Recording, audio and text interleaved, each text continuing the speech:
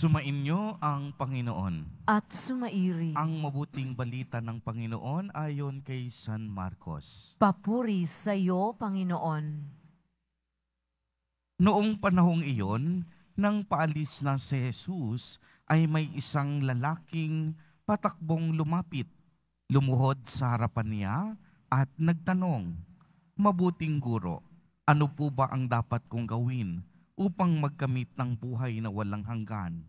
Sumagot si Jesus, "Bakit mo ako tinatawag na mabuti? Walang mabuti, kundi ang Diyos. Alam mo ang mga utos, huwag kang papatay, huwag kang mangangalunya, huwag kang magnanakaw, huwag kang magsisinungaling sa iyong pagsaksi, huwag kang mandadaya, igalang mo ang iyong ama't ina." "Guro," sabi ng lalaki, "ang lahat ng iya'y tinutupad ko mula ng aking pagkabata." Magiliw siyang tinitigan ni Jesus at sinabi sa kanya, "Isang bagay pa ang kulang sa iyo. Humayo ka, ipagbili mo ang iyong ari-arian at ipamigay sa mga dukha ang pinagbilhan at magkakaroon ka ng kayamanan sa langit. Pagkatapos, bumalik ka at sumunod sa akin." Namanglaw ang lalaki nang marinig ito at malungkot na umalis sapagkat siya'y napakayaman. Tinignan ni Jesus ang mga nasa paligid niya at sinabi sa kaniyang mga alagad, "Napakahirap mapabilang ang mga mayayaman sa pinagaharian ng Diyos." Nagtaka ang mga alagad sa pananalitang ito. Muling sinabi ni Jesus, "Mga anak, talagang napakahirap mapabilang sa mga pinagaharian ng Diyos. Madali pang makaraan ang kamelyo sa butas ng karayom kaysa pasakop sa paghahari ng Diyos ang isang mayaman." Lalong nagtaka ang mga alagad, kaya't siya'y nagtanong, "Kung gayoy, sino ang maliligtas?" Tinitigan sila ni Jesus at sinabi sa kanila, "Hindi ito magagawa ng tao, ngunit hindi ito mahirap sa Diyos.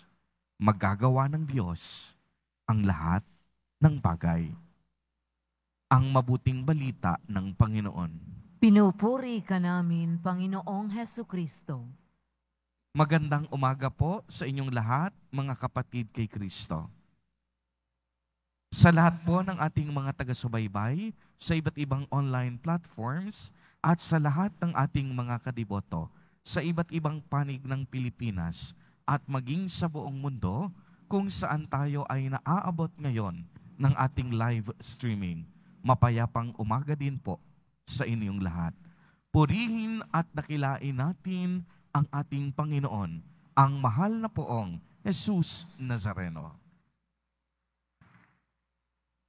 Mga kapatid kay Kristo, ang ating pong ebanghelyo para sa araw na ito ay nagtuturo sa atin kung ano nga ba ang talagang mahalaga sa buhay.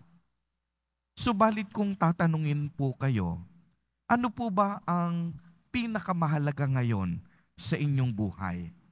Ano po yung nagbibigay kahulugan at katuturan sa inyong mga pang-araw-araw na gawain? Ito yung tanong na susubukan nating sagutin habang pinagninilayan natin ang ating ebanghelyo sa araw na ito. Kung babalikan po natin ang mabuting balita, may isang lalaking nagtanong kay Jesus Nazareno at ang tanong niya, "Guro, ano po ba ang dapat kong gawin upang magkamit ng buhay na walang hanggan?" At ano ang unang tugon ni Jesus Nazareno? Ang sabi niya dito, "Alam mo ang mga utos, huwag kang papatay, huwag kang mangangalunya, huwag kang magnanakaw, huwag kang magsisinungaling sa iyong pagsaksi, huwag kang mandaraya, at igalang mo ang iyong mga ama at ina." At ano ang sagot ng lalaki? Sinabi niya, "Lahat po yan tinutupad ko mula nung ako'y pagkabata." Ibig sabihin, ang lalaking ito, lubos-lubos ang paggalang sa 10 utos ng Diyos. Subalit, lubhang magaling si Jesus at alam niya kung ano ang kakulangan ng lalaking ito. Kaya't kanyang sinabi, isang bagay pa ang kulang sa iyo. Humayo ka, ipagbili mo ang iyong ari-arian, ipamigay sa mga dukha at mga pinagbilhan, at magkakaroon ka ng tunay na yaman sa kalangitan. Pagkatapos, bumalik ka sa akin at sumunod. Anong nangyari pagkatapos noon? Yung lalaki ng lumo at namanglaw. Bakit? Dahil maaaring napakalaki ng kaniyang kayamanan. Anong ibig sabihin? Bagamat sinusunod niya ang kalooban ng Diyos, malaking bahagi sa buhay niya, pagmamahal sa kayamanan at kapangyarihan. Mga kapatid kay Kristo at mga kadiboto, hindi po ba't ito naman talaga ang kahulugan ng ating buhay? Ang sinabi ni Jesus Nazareno, ang makasama at makapiling ang Diyos para sa buhay na inilaan niya sa atin. Ang buhay na walang hanggan. Lagi ko po itong ibinabahagi sa inyo. Ang buhay na mayroon tayo ngayon ay ang buhay na panandalian lamang. At ang buhay na mayroon tayo ay ang buhay natin ngayon sa lupa. Ngunit darating ang isang tunay na buhay. Ang buhay sa langit. Ang buhay na kapiling ang Diyos. Ang buhay na wala na tayong kakailanganin pa, sapagkat tayo ay mapapabilang sa buhay mismo ng ating Diyos.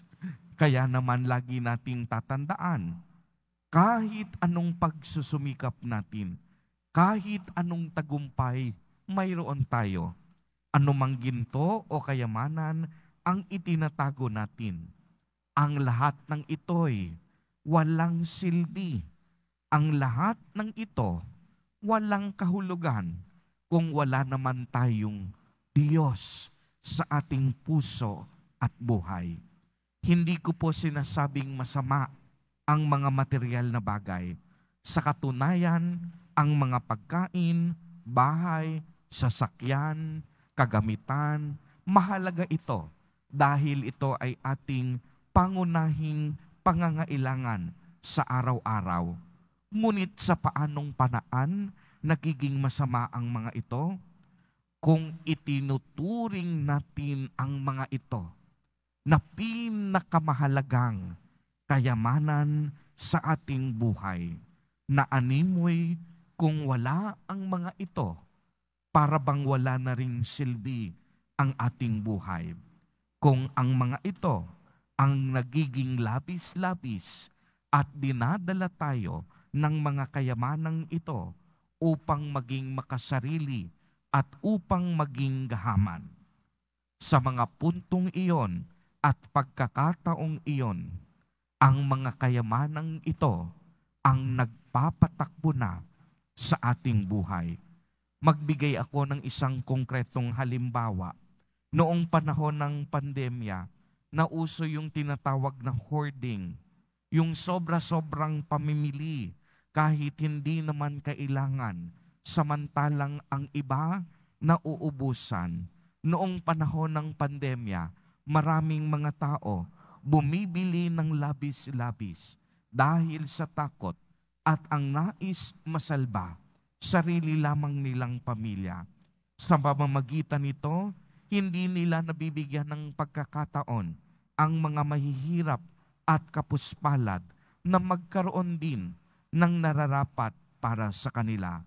Kapag ginagamit natin ang kapangyarihan para abusuhin ang karapatan ng ibang tao, kung hindi na tayo makatulog sa gabi dahil sa takot mawala ang ating mga kayamanan, kung ang propesyon at ang mga narating natin sa buhay ang nagiging sanhi ng ating kayabangan at pamamaraan upang tapakan ang ibang tao.